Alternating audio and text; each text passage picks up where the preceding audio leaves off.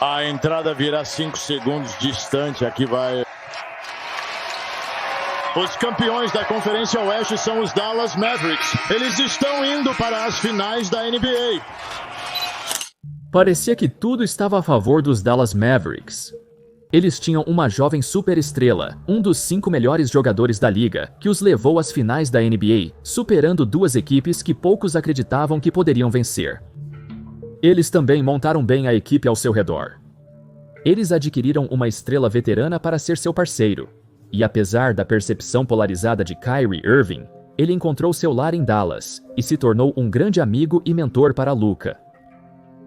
Eles também fizeram ótimas aquisições para corrigir as lacunas no elenco, principalmente as trocas por PJ Washington e Daniel Gafford.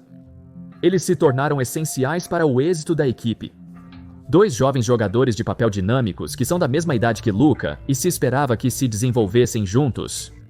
Até a contratação do veterano Klay Thompson para reforçar os arremessos pareceu uma boa jogada inicialmente. Mas em uma única negociação, toda a franquia desabou. E todos com a mesma mensagem: você foi hackeado, você foi hackeado, verifique seu telefone, você foi hackeado. Todos tiveram a mesma resposta: aconteceu alguma coisa? Quem pegou seu telefone? Eles passaram das finais da NBA para ter apenas 7 jogadores ativos disponíveis para jogar. Embora a maioria das pessoas, incluindo eu, não soubesse que Luka estava na lista de trocas, os bastidores contam uma história bem diferente. Este foi um plano meticulosamente elaborado por Nico Harrison, que levou vários anos para se concretizar, com um processo passo a passo que eventualmente tornou a saída de Luka Doncic inevitável. Neste vídeo, vamos voltar alguns anos e dar uma olhada detalhada em tudo o que aconteceu nos bastidores, que acabou levando ao inexplicável colapso de uma franquia que deveria estar disputando o campeonato por muitos anos. No entanto, eles perderam tudo. E a cereja do bolo? A organização deu uma alfinetada completamente desnecessária no Luka na sua saída. Vamos olhar para todos os eventos que levaram a isso.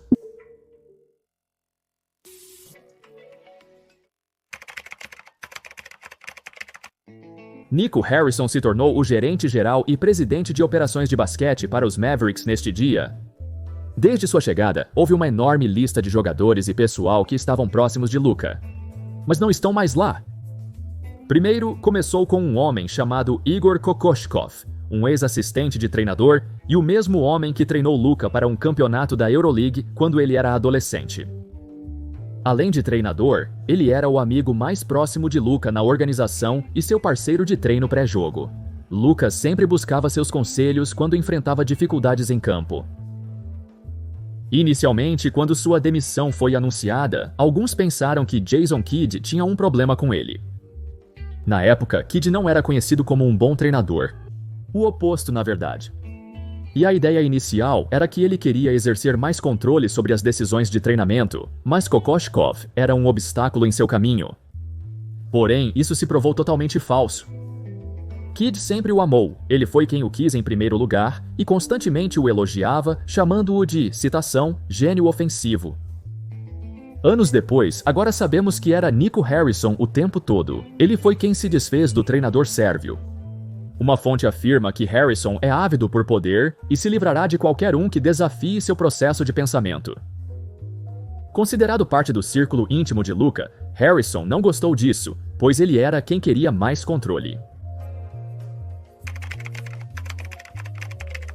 Um homem chamado Scott Tomlin, vice-presidente de comunicações de basquete e membro da organização Mavericks por quase 2 décadas. Ele saiu abruptamente, mencionando sua insatisfação com certas decisões da equipe. Tomlin era outro grande amigo de Luka. Ele foi um dos primeiros a entrar em contato com Luka quando ele se juntou aos Mavs em 2018 e os dois mantêm um forte relacionamento desde então. Meses depois, Nico Harrison cometeu talvez o pior erro desde que ingressou na organização.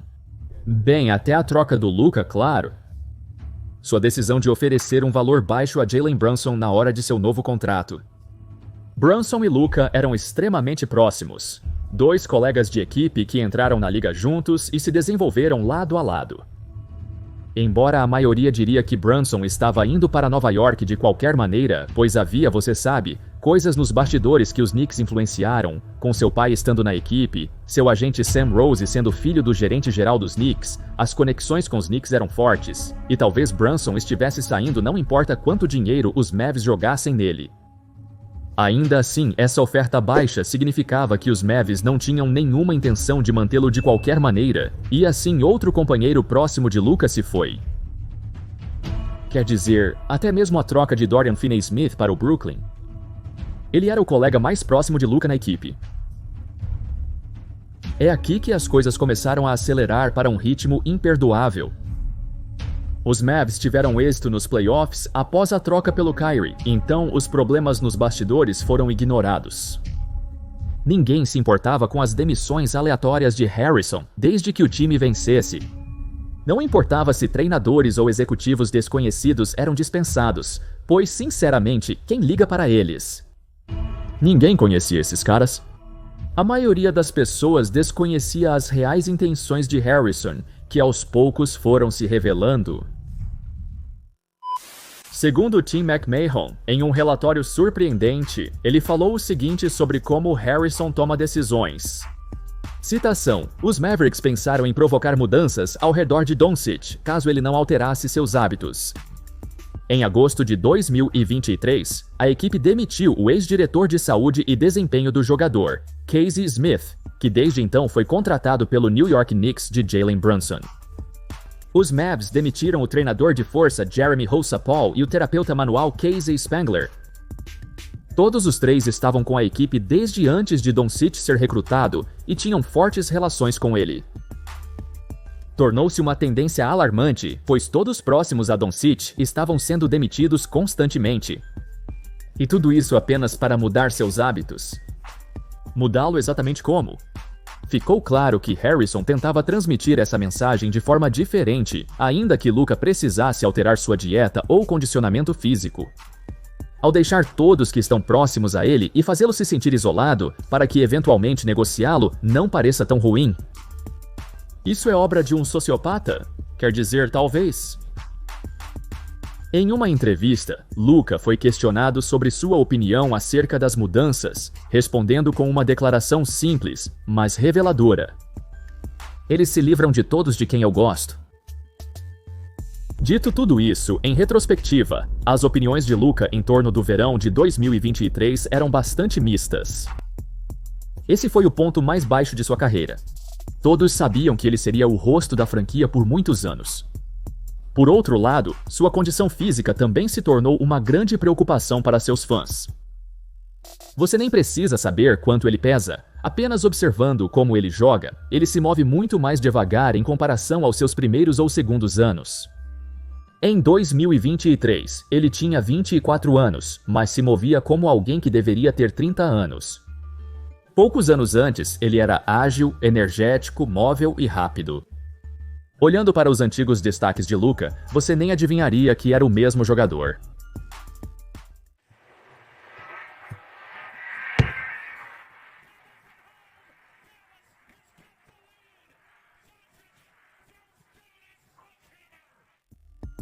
A narrativa de que Luka estava fora de forma tinha raízes.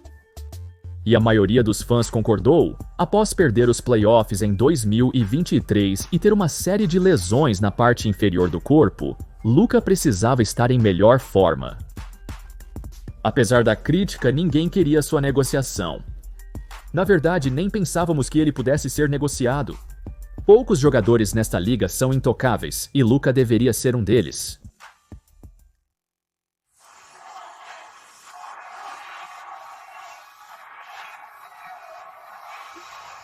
Os Mavericks entraram nas finais de 2024 como azarões pesados, e perderem 5 jogos não foi tão surpreendente.